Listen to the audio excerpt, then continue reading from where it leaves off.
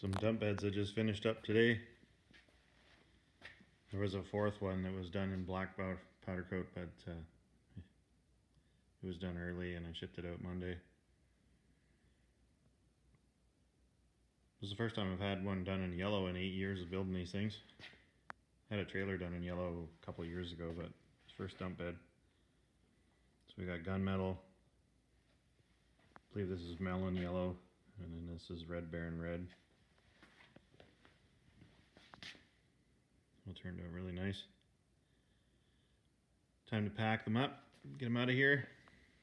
Hopefully tomorrow, if not Monday. It'll be good.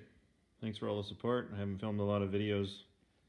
I actually don't know if I filmed any this year. Just haven't bothered. It's been, yeah, take some pictures, show them to customers, advertise them on the old Instagram and Facebook, and that's about it. So YouTube has suffered, but that's okay. Anyways, thanks for watching, checking in. I've got some grand hauler beds that I'm building next. So just 2 or 3 of them, and then I'll be starting on some trailers. So yeah, maybe I'll film some videos of those too. We'll see. Thanks for watching.